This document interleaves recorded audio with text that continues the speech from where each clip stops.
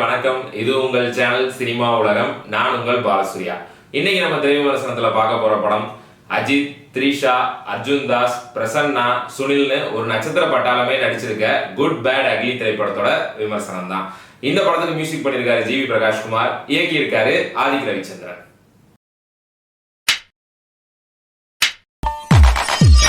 இந்த படத்தோட first positive Ajith sir use பண்ணியிருக்க காஸ்டியூம் மற்றும் அவருடைய ப்ராப்பர்ட்டிஸ்.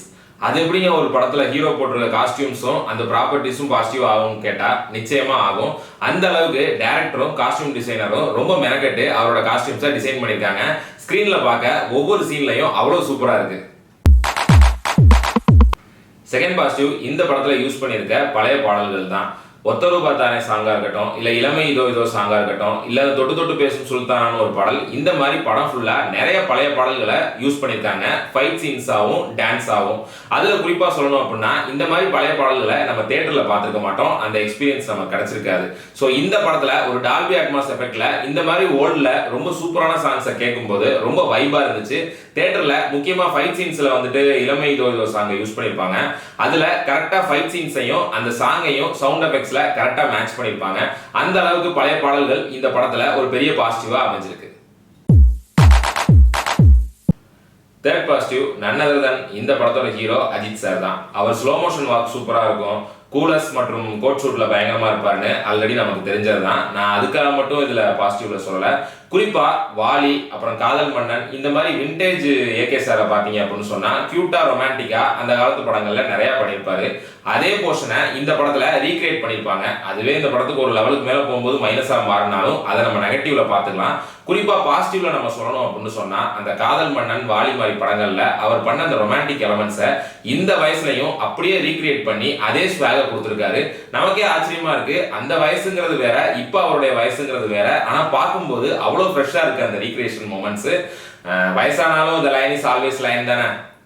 தளபதி டைலாகோ பரவாயில்ல, இவருக்கு சூட் ஆகுது.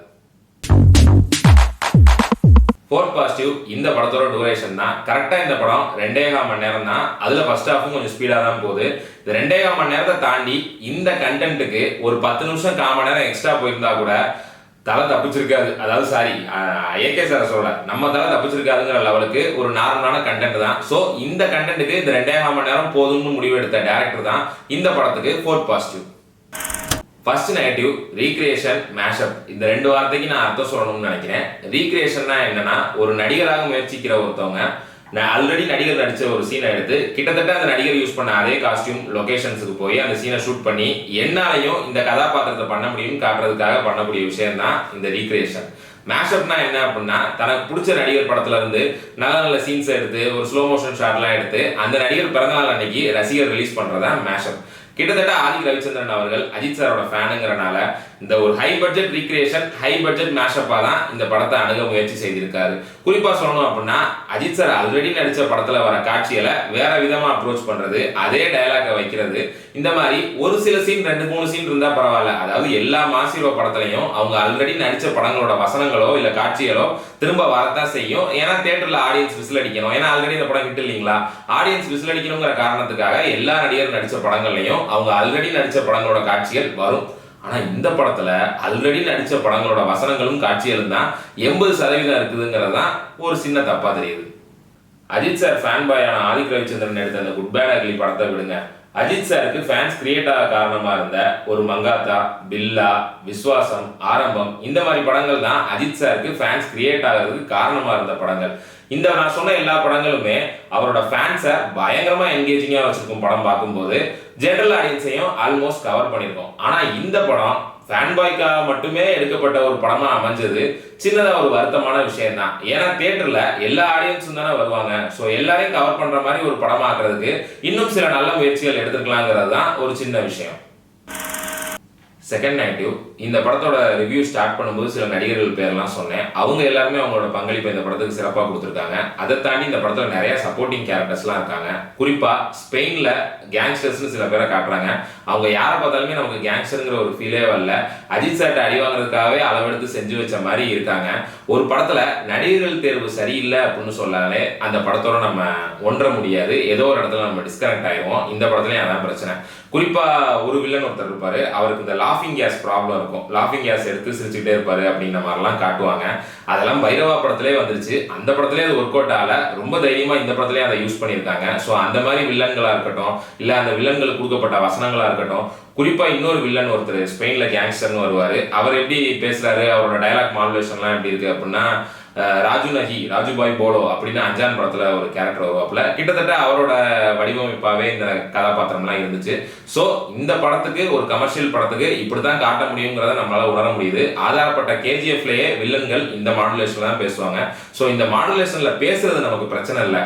ஆனா அந்த நடிகர்களோட நடிப்பும் அந்த காட்சியில ஒரு பவர் இருந்துருச்சு அப்படின்னு சொன்னா இன்னும் சூப்பரா இருந்திருக்கும். ஆனா இந்த நடிகர்களோட நடிப்பும் நமக்கு பத்தலைங்கிற ஒரு ஃபீலை தான் கொடுக்குது. இந்த காட்சியும் இவ்வளவுதானப்பா அப்படிங்கிற ஒரு ஃபீலை கொடுக்கறனால அந்த மாதிரி சீன்ஸோட நம்மளால கனெக்ட் பண்ணிக்க முடியல.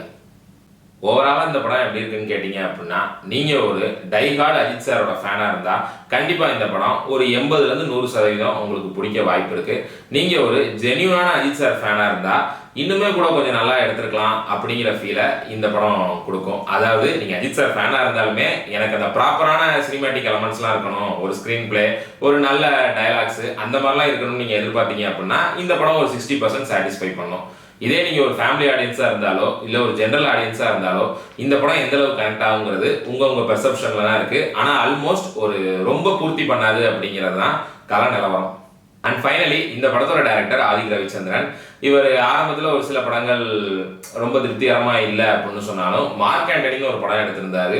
உண்மையிலேயே அது ஒரு கமர்ஷியல் படமா இருந்தாலும் அதுல அவர் திரைக்கதைக்காக எடுத்துக்கிட்ட மெனக்கடலா இருக்கட்டும், இல்ல நடிகர்களோட நடிப்பா இருக்கட்டும், பர்டிகுலரா காமெடி சீன்ஸா இருக்கட்டும், எல்லாமே வேற லெவல்ல இருக்கும். பா, இந்த மாதிரி ஒரு வேர்ல்ட கிரியேட் பண்ணிட்டாருப்பா அந்த டேரக்டர்னு ஒரு ஃபீல் பண்ண வைக்கிற அளவுக்கு ரொம்ப நல்ல படமா இருந்துச்சு.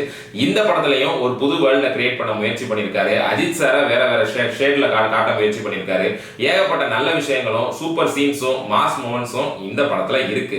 ஆனா கம்பேரிட்டிவ்லி அஜித் சாரை வச்சு பண்ணும்போது இன்னுமே பெட்டரா பண்ணிருக்கலாமேங்கிற ஒரு கருத்து மட்டும்தான் இருக்கே தவிர, இந்த படம் நீங்க தியேட்டர்ல பாத்தீங்க அப்படின்னா நிச்சயமா ஒரு தடவை பார்க்கலாம்.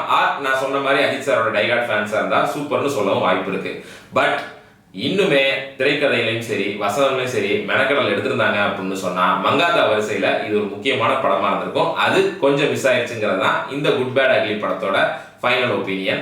ஸோ நீங்க தியேட்டர்ல பார்க்கணும் அப்படின்னா இந்த மைண்ட் செட்டோட பாருங்க. எதையுமே எதிர்பார்க்காம அஜித் சாரோட படமா பார்த்தீங்க அப்படின்னா திருப்தி அளிக்க வாய்ப்பு இருக்கு. மறக்காம நம்ம சினிமா உலகம் சேனலை சப்ஸ்கிரைப் பண்ணி பக்கத்துல இருக்க பெல் ஐக்கனை கிளிக் பண்ணிடுங்க. இன்னும் நிறைய வீடியோஸ் உங்களை தேடி வந்துட்டே இருக்கு. தேங்க்யூ ஃபார் வாட்சிங்.